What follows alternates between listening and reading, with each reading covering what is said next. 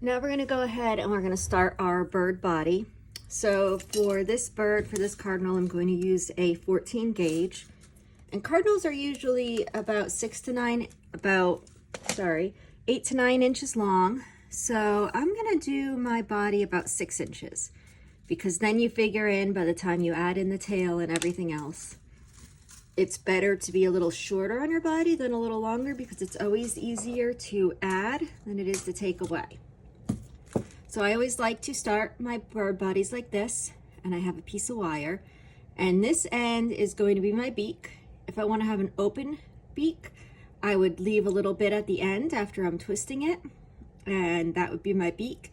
If I want to have just a closed beak or a smaller beak, I would shorten this right here, and then when I twist, I'm just left with the one that I would turn into my beak. But again, just like making my legs all in one piece, I like my body to be connected from the beak all the way to the tail. It just makes a stronger sculpture in my mind. To make this part, I just use a batting, a white carded wool, anything that I can have. I usually just see what I can find for a good price. And I take a piece of this. And then this is going to become my body. So this, I'm going to put right in between this piece of wire. It doesn't matter if it goes all the way to the end. Again, I'm going to make the end into my beak. So I want a little bit free anyways. But we are going to go over the top of this, so it doesn't matter.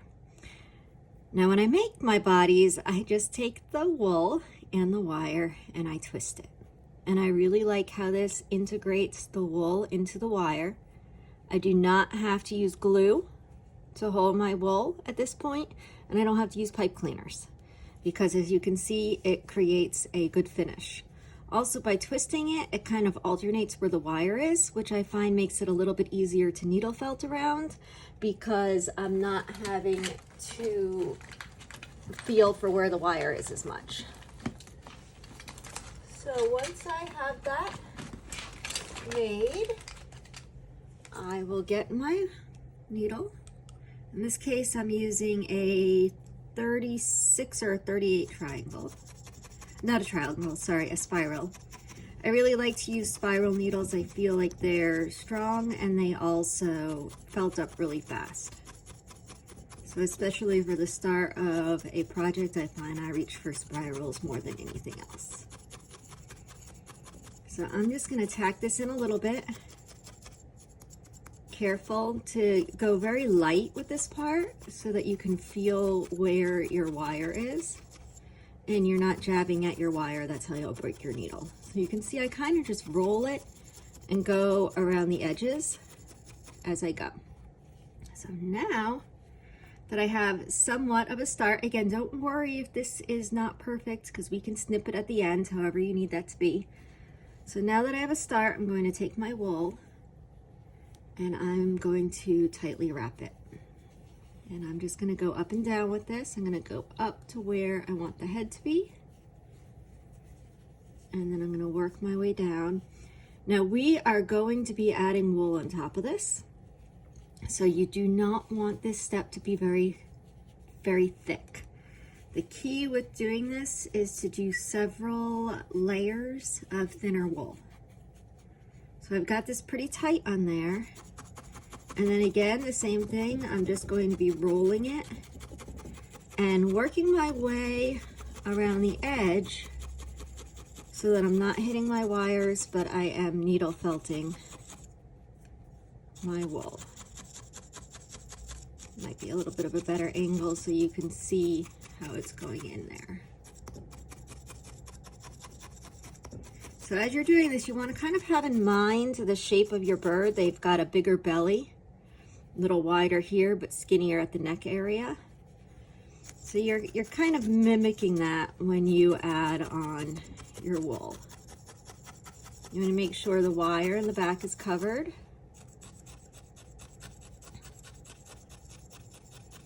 And at this point, it's always good to think of the way you want your bird to turn. If you want them to turn back, if you want them to look straight forward, or maybe a little bit off to the side, you kind of just get an idea of what you're going for. Double check this. So we have a 5-inch body here, which is pretty good once we add on a little bit more wings. And carefully just push this back from the beak area. And I am going to do one more round with a little bit of my white, and then after that I'll be adding my feet. So take this, and again we're just thinking about the areas where we want to add a little thickness, and that's right in the middle here.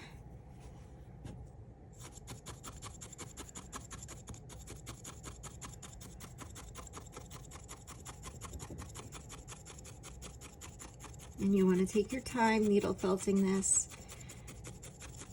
If you spend a little bit more time on this step, firming up this layer of wool, it makes every subsequent step easier because you're already working on a firm finish. So that's why I like to do light layers, and I like to really needle felt it so that they're already a little firm before I add the next layer.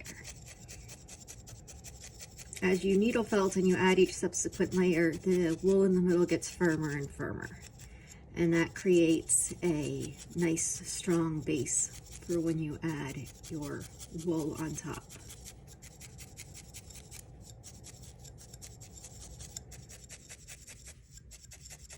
Watch out for your fingers if you're doing it this way.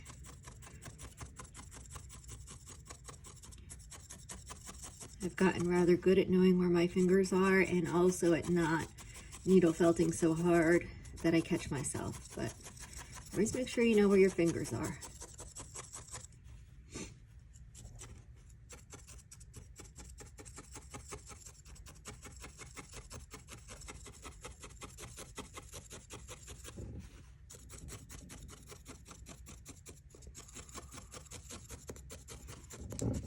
There's something about the sound of needle felting, that tick, tick, tick sound, that's relaxing.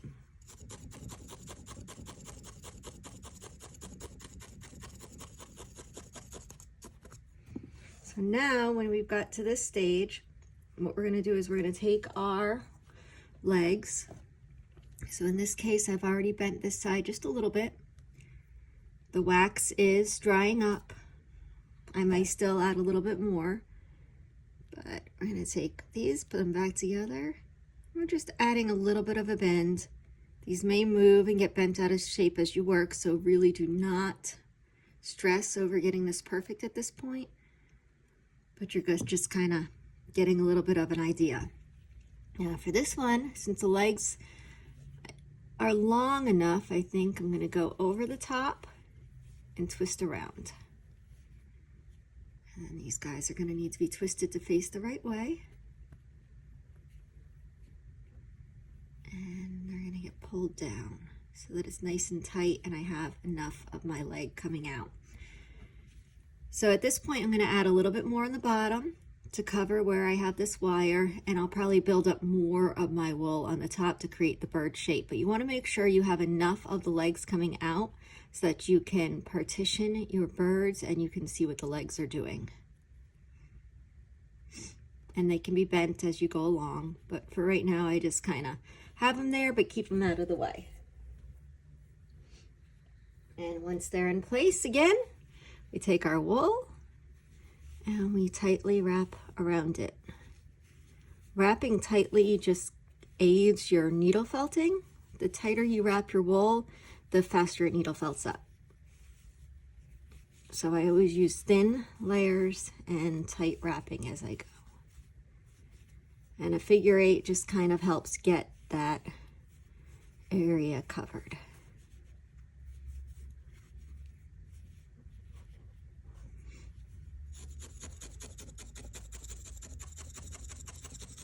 And this is where I'm going to spend the longest time, so I'm probably going to stop this video in a little bit so that you don't have to sit here and watch me needle felting this core for 20-30 minutes. But I'm just going to take my time and be mindful of where my wire is attaching my legs. And I'm just going to needle felt this down until it's nice and secure. Now, when you keep in mind, this section of the bird is going to be inside. And the way I do my birds, I add my merino wool, kind of like I would fur, and lay it down, needle felt the middle, fold it over, and attach it. And that adds a bit of bulk to your bird. So there's two ways to do this. If you make this core, you can just go over the top by just laying your color and needle felting it in and doing a solid colored bird. That's a little bit easier, a little bit less work, a little bit quicker.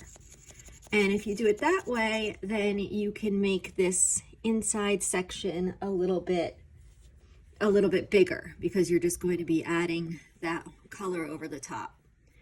Now, if you are going to do it like I'm going to do this one and layer on your merino wool like fur, it's going to add a bit of bulk. So you don't want to add too much of the wool at this point to it. You don't want this body to be too thick. So I would say after this little added bit on the top, this is probably about as much wool as I will add for my cardinal, except for around the face area. I'll build this out a little bit, but I'll do that in the next step. So at this point, I really am just needle felting this until it has a nice secure base.